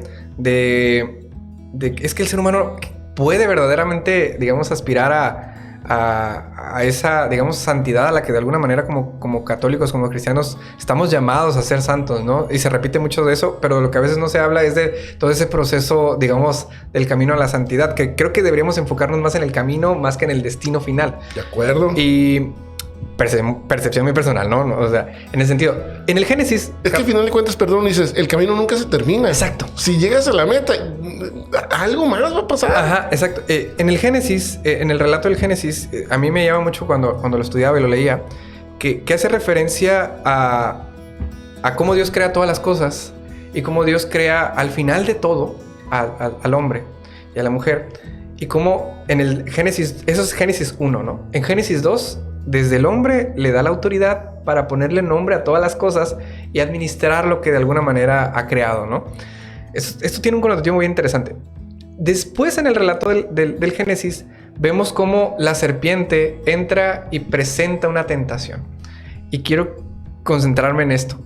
La tentación o el pecado original, ¿no? El que se presenta normalmente la serpiente, ¿no? Que comer el fruto, la gula es el pecado original. No, no, la verdad, digo, de hecho ni siquiera a veces me da mucha risa porque la manzana, ni siquiera dice que era una manzana, era un fruto. Digo, lo asociamos normalmente con la manzana, no sé por qué, ¿verdad? Pero decimos el fruto prohibido, ¿no?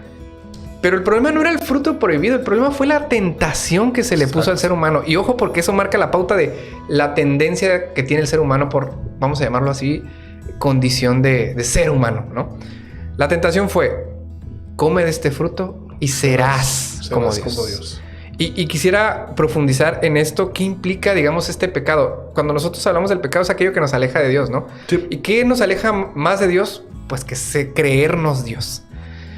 Porque no podemos, ni tenemos la capacidad ni la facultad para poder ser Dios, amigo. Cosas que le atribuimos a Dios. Omnipresente. Puede estar en todos lados. Apenas si puedo estar aquí charlando contigo, amigo. Número 2, es eterno. O sea, puede ver cómo todos los acontecimientos que ocurren en todos lados se van transformando y mutándose en el tiempo. No sé cuánto sea la esperanza de vida que voy a tener yo, solo Dios sabe, pero la esperanza de vida del mexicano oscila entre los 70 y 80 años. Mi estimado, la misma presencia de Dios fulminaba a las personas, o sea, a los no dignos, ¿no? Los mataban, mi estimado. Digo, vamos a entrar en temas que, Dios mata y que, Dios, se tiene que entender, ¿no?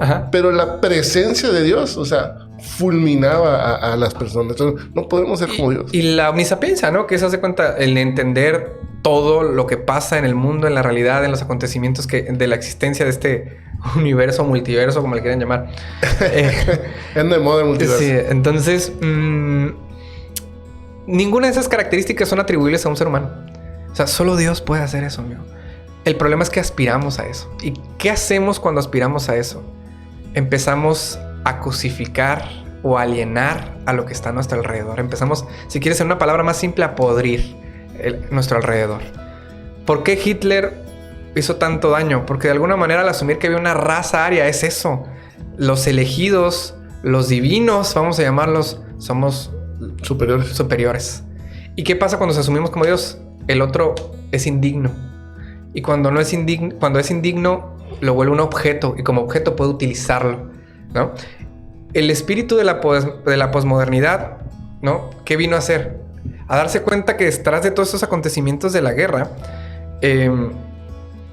pues la ciencia, las grandes ideales que destronaron a Dios, que era la ciencia, la política, la economía y la filosofía, pues tampoco resolvían el problema. Claro. Entonces, ¿qué era lo que resuelve verdaderamente el problema? No, y ahorita lo platicamos así, pero pasaron años. Sí, estamos hablando. Gente murió pensando que iba a resolver el problema, ¿no? Exacto. Entonces, ¿qué es lo que resuelve el problema? Pues quizás no haya ningún problema que resolver.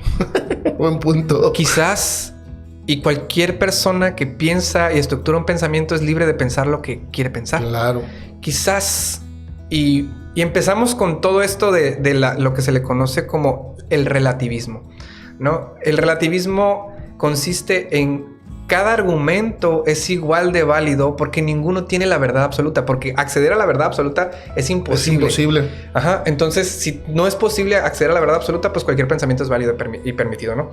Entonces, el problema con ese argumento es que tiene una inconsistencia filosófica, argumentativa. Es decir, todo es relativo. Es una aserción o una oración que se contradice a sí misma.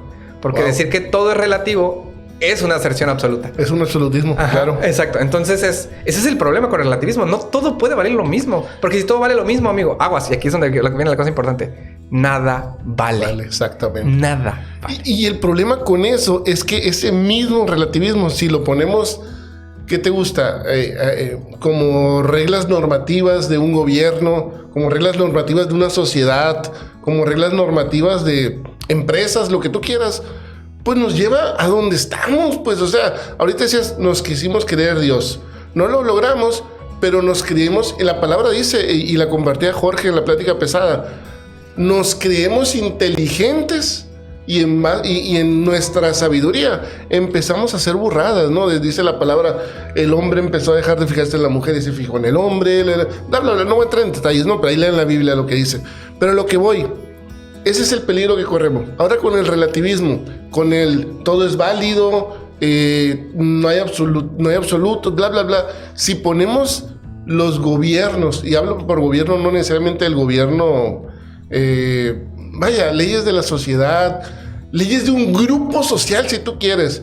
Si lo hacemos desde el punto de vista relativista, pues no va a haber límites. No va a haber límites y pues todo va a ser permitido. Y es donde vienen todas estas perversiones.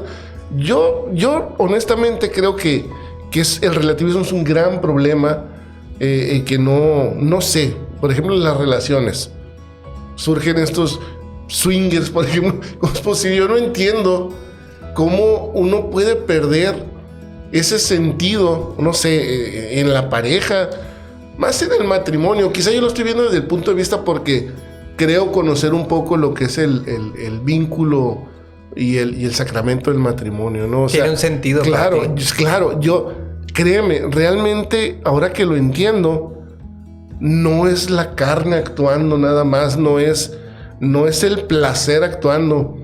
Realmente, como dice la palabra, somos una sola carne, pues.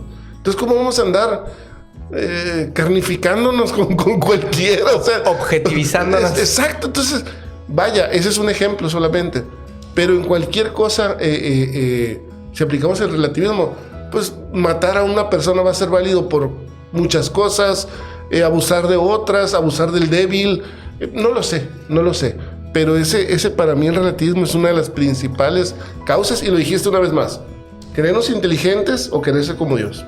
El relativismo, hablamos del mismo hedonismo pero es parte de eso, es decir, sí. El hedonismo al de cuenta es una construcción en la cual el placer es lo que le da el sentido y el propósito. Máxima. Ajá, es la máxima, es lo que le da sentido y propósito a la existencia, ¿no? Entonces toda experiencia, mientras sea placentera, es válida y permitida porque está dentro de mi característica. No importa si en el transcurso me cosifico, daño gente. No importa si en el transcurso daño a gente, no importa si atento contra una comunidad, para mí es placentero. Y dices tú, uy, pues está bastante fuerte en este sentido, porque al final de cuentas, muchas de las cosas que de alguna manera permiten que una comunidad se pueda desarrollar requieren de mínimos, o sea, de mínimos básicos de supervivencia. Es decir, para que una comunidad se pueda desarrollar, amigo, necesitamos que por lo menos tengamos el acuerdo y entre tú y yo no nos vamos a matar. ¿Estamos de acuerdo? Totalmente de acuerdo. O sea, si y ponía el ejemplo cuando daba la clase de ética, ¿no?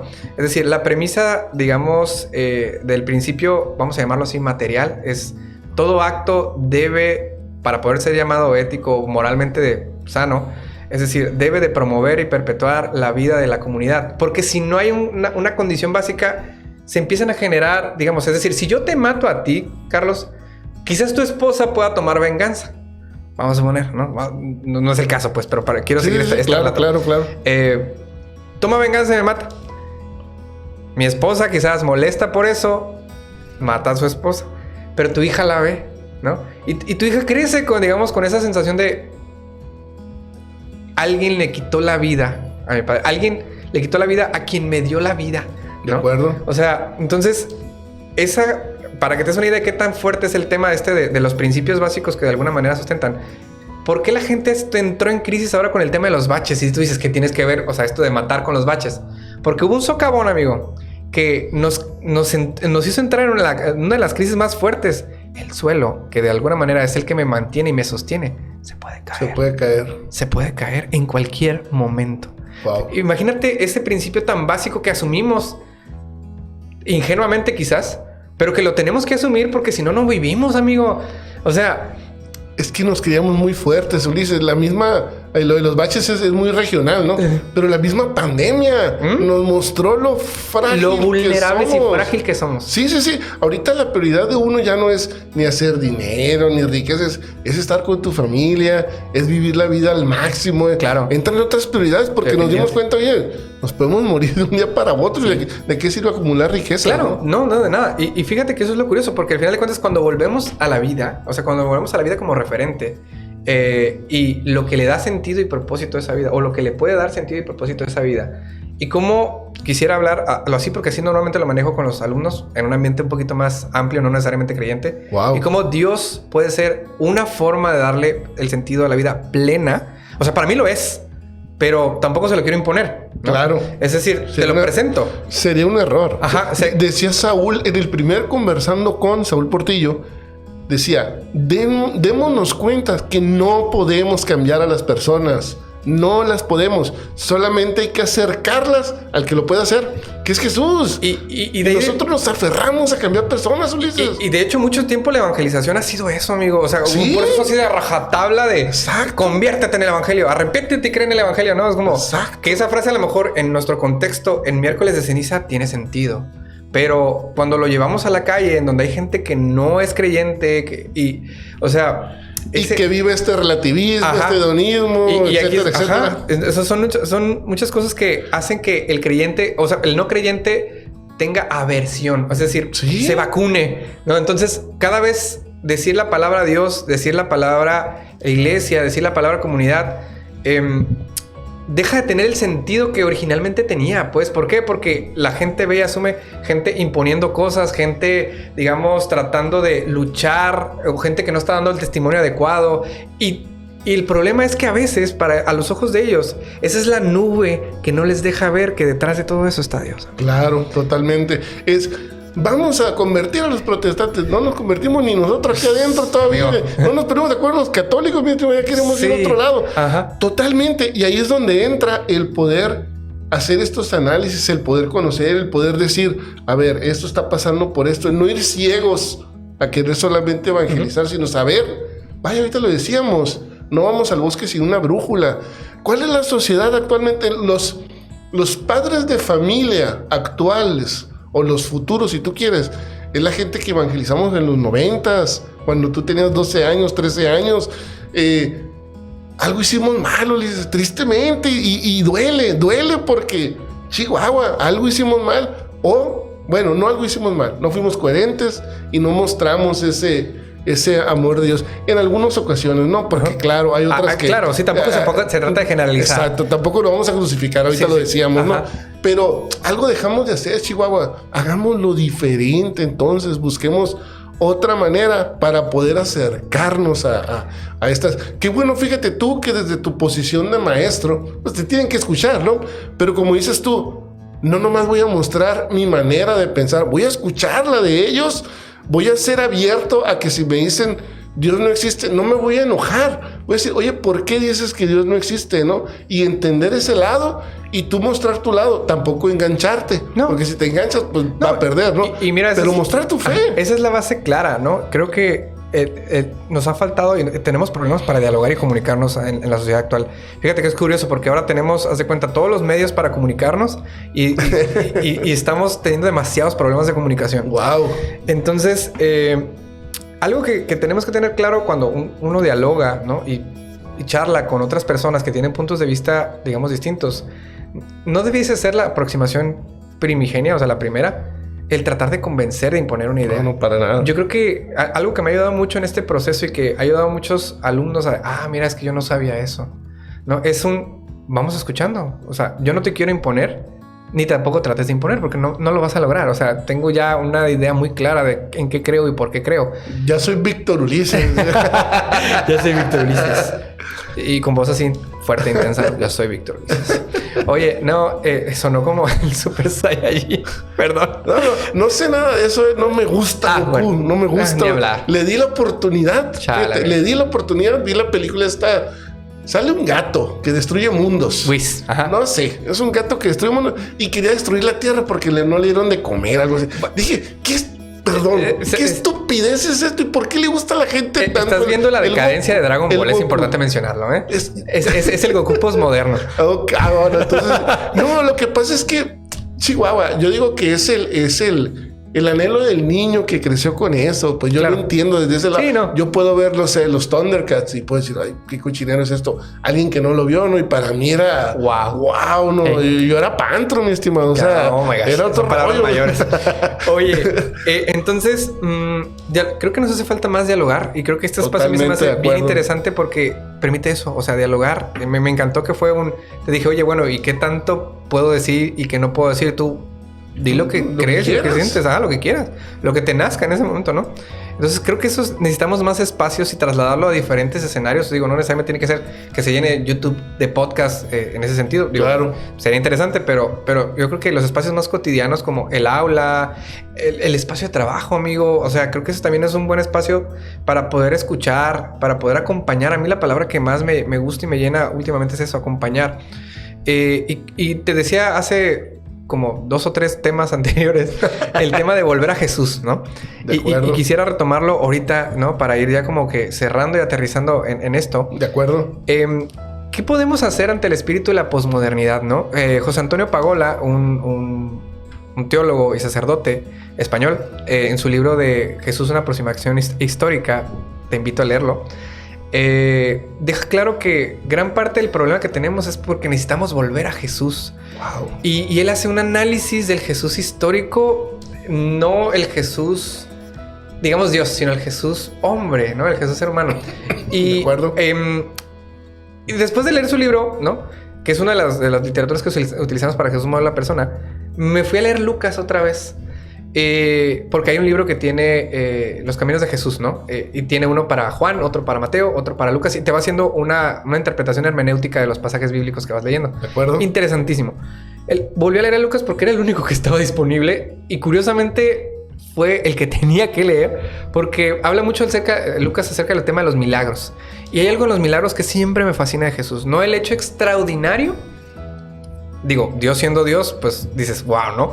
Pero pues era Dios, podrías decir, ¿no? Pero a mí lo que me fascina de los milagros es lo siguiente. Todo milagro, digamos, de sanación tiene la misma fórmula. A ver, es que a mí hay algo que me fascina de los milagros y quiero ver si estamos en sintonía. A ver. Que a pesar de que es obvio lo que la gente necesitaba, Jesús les preguntaba qué querían. Jesús necesita ¿Vas para allá? escuchar, sí. Primera parte. Sí, Primera parte es totalmente. O sea, Jesús necesita escuchar. Exacto. Y tendríamos que escuchar como cristianos, es decir, más. O sea, Jesús no juzga y no dice...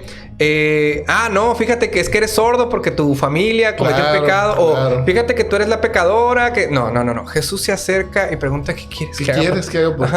Y parece muy obvio, ¿no? Y varias veces disculpa a Dios mío por las cosas que pasan en mi cabeza. Imagínate el ciego, ¿qué no me estás viendo? Sí, así, viejo, necesito ver, no estás viendo, no te veo. Claro. ¿No?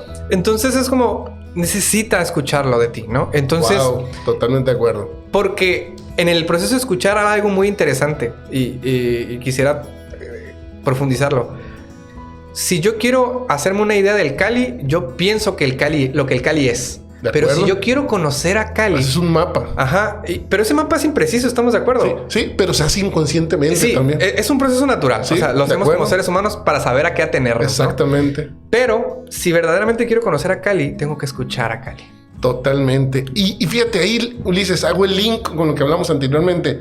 Si hablo con alguien que conoció a Cali de hace 10 años, me va a dar una percepción que ya no lo es. No. ¿Y cuánta gente no se acerca a Ulises o no se acerca al Cali porque es esto, porque es lo otro, porque es lo que sea? De gente que le ha dicho, pues wow, se me hace muy fuerte. Pero como tú dices, tenemos que escuchar, tenemos que acercarnos. Ajá. Te la compro. Y en eso, por ejemplo, Levinas, un filósofo judío que vivió también el proceso de la Segunda Guerra Mundial, construye algo que se llama la filosofía de la alteridad. Y dice, o sea, en esencia, resumido, o sea, no puedo conocer al otro, ¿no? Desde mi perspectiva de lo que es, de lo que soy. De hecho, Sartre, otro filósofo ateo, trató de hacerlo y no terminó de cuajar. Porque no era posible. Porque para poder conocer al otro, necesito que el otro se me revele. Claro. ¿No? Se me manifieste. ¿Y cómo se me manifiesta? Hablando. O sea, que tú hables. ¿Y cómo yo entiendo o asimilo quién eres? Escuchando. Y eso es bien interesante. Por eso Jesús hace cuenta... Fíjate, no estamos hablando de Jesús como filósofo, pero lo que nos puede ir arrojando es bastante interesante. Y muchos filósofos llegan a esos bosquejos, fíjate, muchos años después, ¿no? Escucha y después actúa, ¿no? Y lo curioso Prudencia. es que... Ajá. Exacto, si quieres verlo así, ¿no? Prudencia. Sana. Y lo interesante del milagro, amigo, que a mí se me ha hecho cada vez más fascinante, es que una persona que vivía enferma, sinónimo y consecuencia del pecado, era aislada de la sociedad. Y creo que es algo que hemos seguido manteniendo. Es decir, como creyentes juzgamos y aislamos al pecador, ¿no? Y Jesús se acerca al pecador, convive con pecadores, escucha a los pecadores y dignifica a los pecadores. Es decir, obviamente hay un proceso ahí de medio que es ese proceso de conversión, ¿no? ¿Por qué? ¿Pero por qué es osadía la conversión? Amigo, si estuviste siendo indigno, aislado, desconectado, viendo como un objeto, como una cosa, como un sarnoso, peor que un perro, porque hay citas bíblicas en las que el perrito se acercaba, pero ni siquiera la gente se le acercaba al leproso, ¿no? De acuerdo. Y él se acerca, ¿no? Reconoce la dignidad que tiene cada persona por ser hijo de Dios. Wow. Y la redignifica. Y algo interesante que sucede con la redignificación, o sea, del proceso de... Su dignidad es reconocida una vez más. Yo no sé tú, pero si yo hubiera vivido en ese momento, yo lo sigo a donde sea. O sea, era nada para todos y ahora soy algo para alguien. Wow. No sé quién eres, pero te voy a seguir, ¿no? Y creo que eso se nos ha olvidado. O sea, en este proceso, cada vez, en ese proceso de creernos, digamos, dignos de la verdad absoluta, ¿no? Que a lo mejor es sí, pero el problema es que nos lo creemos y asumimos en consecuencia lógica eso, y en consecuencia juzgamos y criticamos a los demás, cuando realmente deberíamos a lo mejor escuchar y acompañar a los demás en su proceso. ¿Y qué pasa después del milagro? La persona, Jesús dice, vete y no peques más. Y la persona era reincorporada, claro, a la vida, digamos, cotidiana, ¿no? Y acompañar, Ulises, sabiendo que también nosotros no tenemos toda la verdad. También somos personas con su proceso. Porque es lo que te digo, pues cuando nos dan estos aires de ya llegamos, de soy santo, queremos tener la dirección correcta para todo el mundo. Tú lo que deberías de hacer es esto. Claro. Tú no oras por él. Mírate, o sea, a veces sucede mucho eso también, desgraciadamente, en nosotros como cristianos, o en los líderes, pues, perdón, que tienen ese tipo de actitudes. Yo te acompaño porque yo sé y tú no. Espérate, o sea, tú también estás viviendo un proceso. No creas que tienes todas las respuestas. Y algo que me fascina es... O sea, ahorita hablamos de no podemos cambiar a la gente. Hay que acercarlas al que lo pueda hacer. Y decía Saúl, se me quedó muy grabado también en el primer podcast, me fascinó. Evangelicemos para que la gente comulgue. Dije yo, a la torre, me cuestioné, ¿cuántas veces he evangelizado para que la gente comulgue? Si lo pongo en contexto y lo pongo a revisar, seguramente sí, voy a encontrar la manera de, sí, cuando esto. Pero en esencia, creo que no, En esencia, creo que quería jalar agua a mi molino, llámese en aquel entonces Renovación Carismática, pero no tanto a Jesús. Y fue para mí un shock muy fuerte, muy fuerte. Y cierro mi comentario en el sentido, ahorita decíamos tú que el hermano Lorenzo, si no me equivoco, te decía, caminemos. Hago un paralelismo entre el lenguaje natural de un ser humano hacia otro. Creo que eran 7% de las palabras. Creo que es como 15%, 20%, no los tengo exacto.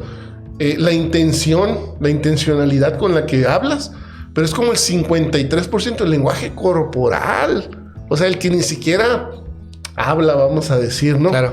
Pero te dice bastante, pues. Entonces lo traslapo y hago el paralelismo con lo que decías ahorita de cómo evangelizar. O sea, las palabras siguen siendo es poco. ¿Cómo te ven con esa coherencia de la que hemos hablado? ¿Cómo te perciben en los momentos donde hay que ser cristiano? ¿Eres cristiano? ¿Atendiste al pobre? ¿Atendiste al necesitado? No lo sé. Y sobre todo, ¿con qué actitud y con qué arrojo lo haces? No, para que me vean. O realmente es humilde. Decía el mismo San Francisco de Asís, ¿no? O sea, vamos a evangelizar. Y luego llegaban y no hicimos nada, ya evangelizamos. O sea, hicimos todo. Y hicimos todo, exactamente, sin decir nada, ¿no? Entonces, me fascina todo lo que hemos hablado. La verdad que es injusto. Yo creo que necesitamos hacer más partes, Ulises. Ya tenemos el tiempo un poquito encima. Me gustaría que cerraras un comentario desde tu opinión, desde tu perspectiva, y sabiendo que no tenemos la verdad, solamente podemos compartir lo que hemos vivido. La verdad es Jesucristo, aclaro de una vez, ¿no? Definitivamente. ¿Estamos de acuerdo? Okay. Totalmente de acuerdo. ¿Qué crees tú o cuál sería para ti? Está muy ingrata la pregunta, ¿eh? Pero si no bien la solución para lo que estamos viviendo, este alejamiento del Señor, al menos cuál sería la manera de empezar a retomarlo. Sé que dijiste acercándonos a Jesús, pero desde el punto de vista de que es difícil en esa generalidad que vive este hedonismo, este relativismo, etcétera, etcétera. ¿Qué debemos de hacer nosotros como creyentes para poder, para que volteen y evangelizamos, para que la gente comule o conozca a Jesús, ¿no? ¿Qué me podrías compartir ya para cerrar? Dos cosas. Creo que voy a decir una, digamos, desde una perspectiva un poquito filosófica. Okay. Y la otra desde la otra desde una perspectiva creyente, ¿no? Ok, se vale. Ahorita tú comentabas el tema de lo que la gente, cómo aprende la gente, ¿no? Y algo que hemos platicado varios compañeros ahí en la docencia es esto que se llama pedagogía de lo cotidiano. Es un filósofo mexicano, para que también vean que también tenemos buenísimos talentos escritores. Hay un teólogo mexicano que se llama Mauricio Beuchot, que también tiene cosas brutales, amigo. Yo todavía no termino de asimilar y entender esto, pero volviendo al tema, se llama pedagogía de lo cotidiano. ¿Y qué dice? Enseñamos más como maestros con nuestra acción, ¿sí? Y el alumno o el discente, como le dicen en algunos contextos, aprende más de lo que tú haces y de lo que dices y lo que haces sin decir. Es decir, esto es bien interesante porque esto nos lleva a replantearnos la forma en la que hacemos educación y cómo educamos. Y me lo voy a llevar al tema del punto este que te comentaba de lo religioso. San Juan Bautista de la Salle tiene una frase, al inicio te decía, ¿no? Que iniciábamos con una frase que acordémonos de que estamos en la santa presencia de Dios. Pues hoy quiero terminar con la frase que decimos al final y fíjate cómo... ¡Wow! Tremendo. Continuaré, Dios mío, haciendo todas mis acciones por tu amor. Esa es la frase con la que el lasallista termina su oración. Y es brutal, o sea, es contundente porque creo que deja claro en dónde se tiene que trabajar. Y conlleva un compromiso. Exacto, que es uno de los valores lasallistas, ¿eh? Es muy curioso porque, haz de cuenta, como lasallistas tenemos cinco valores que definen nuestra praxis, ¿no? Que es fe, fraternidad y servicio, son los que todo el mundo conoce. Pero hay otros dos de los cuales no hablan, que es justicia y compromiso. Okay. Entonces, esto es bien interesante porque ¿qué podemos empezar a hacer? Pues empezar a hacer todas las acciones por su amor, amigo. ¿Y qué acciones? No las acciones necesariamente que estén en el templo, porque ahí no nos van a ver, sino las acciones cotidianas. Wow. O sea, Cali, tenemos que ser mejores trabajadores. O sea, tenemos que amar en el trabajo. Tenemos que ser mejores esposos, porque nuestros hijos, bueno, yo no tengo pero tus hijos, vas a tener, espero con el favor de Dios, claro que sí. lo tengo en oración, que cuando Él quiera. Que nuestros hijos nos van a ver y van a aprender más de lo que nos ven que de lo que digamos. O sea, yo tengo muy claro los testimonios de vida que mi papá y mi mamá me han dicho, más de mi mamá que de mi papá, porque mi papá sí, con él sí charlaba casi toda mi adolescencia y mi juventud estuve charlando con él, pero mi mamá fue ese apóstol silencioso.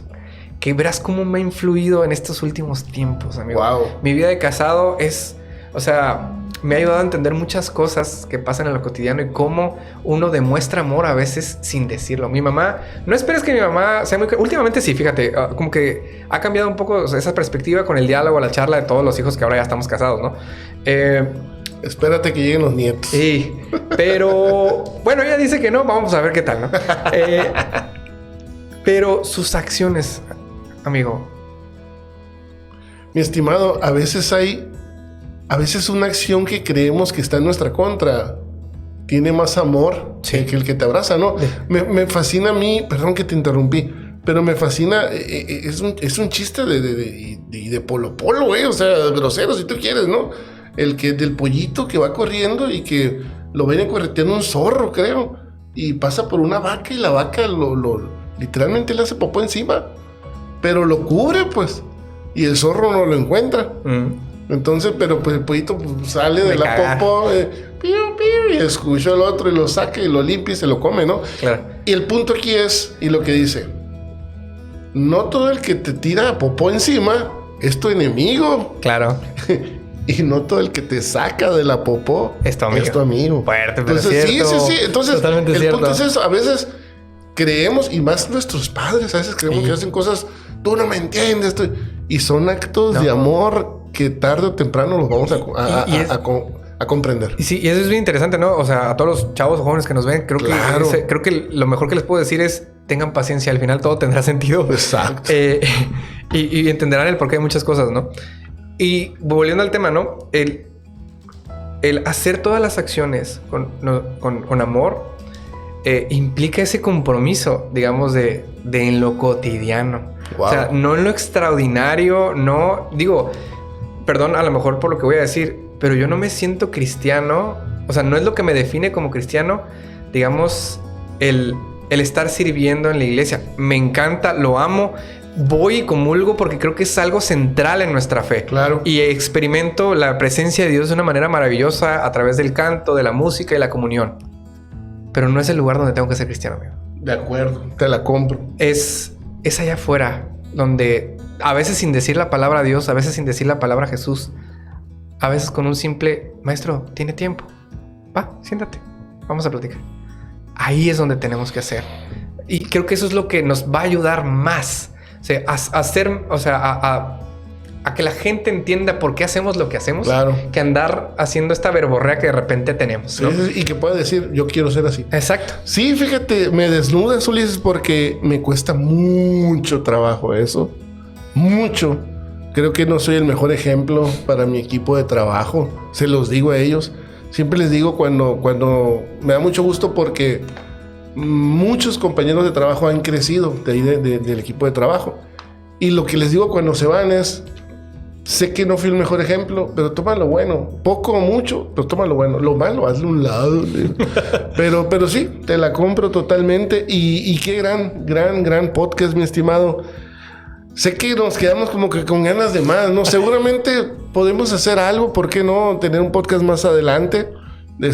Una gran conversación ahí para la gente que quizá no se quiera mover entre estas zonas grises que nos movimos un poquito. No le tengan miedo a eso, mis hermanos. No satanicemos todo. Te quería comentar ahorita, por ejemplo, pues cuando se puso de moda la nueva era, ¿no? Es cierto, hay un trasfondo que no es bueno para nosotros, pero lo que voy es, si no conocemos, pues no vamos a poder separar, y también si no vamos preparados, ¿no? Y se va a diluir, ¿no? O sea, sí, totalmente. Y eso es lo que a veces pasa. Y digo, podríamos estar hablando. Nada más quisiera hacerte un pequeño paréntesis. Adelante. Con el tema que mencionábamos ahorita de todos estos movimientos. Sí, efectivamente, la juventud y muchos de los adultos actuales, digamos, no desean saber de Dios y de la iglesia, pero hay una necesidad espiritual grande. Exacto. Es parte de la pizza. Exacto. Es una rebanada de la pizza de la vida. Ajá. Entonces, es por eso que ahora podemos tener todas estas pseudo religiones, porque a ellas sí no les voy a decir religión con toda la connotación de la palabra, que son las empresas multiniveles, todo este coaching de vida, todos estos cursos que lamentablemente terminan dañando mucho la vida de las personas. ¿Sí? Porque no buscan el crecimiento de la persona, buscan el dinero. Fíjate, Ulises, yo sí, y voy a hacer también un paréntesis. Yo en todos estos cursos que he llevado, porque he llevado muchos, solamente conozco una persona que obviamente pues es su sostén, es su vida, ¿no? Ajá. Pero que genuinamente le he notado que busca el crecimiento de los seres a los que está coachando. Y obviamente no nomás es coaching, es psicólogo, es terapeuta, es alguien preparado. Y acompaña. Exacto. ¿Sí? Entonces, mi estimado Arturo, sé que no es la persona más cristiana del mundo, pero sabe que existe un Dios.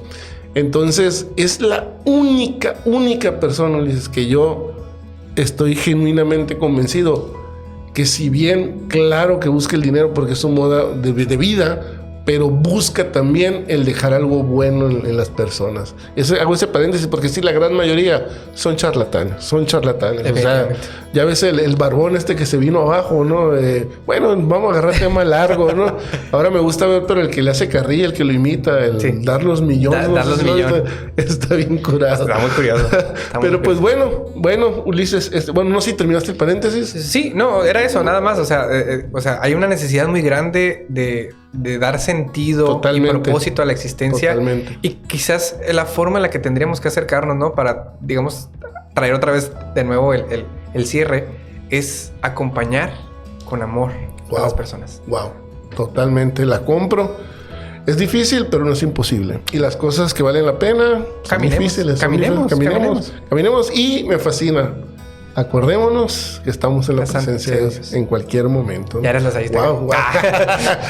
Mi estimado, pues no me resta más que agradecer. No, gracias. Me gustaría, antes de despedirnos, no sé si nos puedas cerrar. Ahorita iniciamos con una oración de inicio, fuera de cámaras. Me gustaría que ya dentro de la grabación, si nos ayudas cerrando con una pequeña oración breve para cerrar el capítulo. ¿Qué te parece? Claro, con gusto. Adelante, mi estimado. Bueno, vamos a disponernos, todos los que están escuchándonos y viéndonos y los que estamos aquí, a entrar en la presencia de Dios. Vamos a iniciar, ¿te parece? Con esta frase. Yo digo, acordémonos de que estamos en la santa presencia de Dios, y tú vas a decir, adorémosle. ¿Te parece?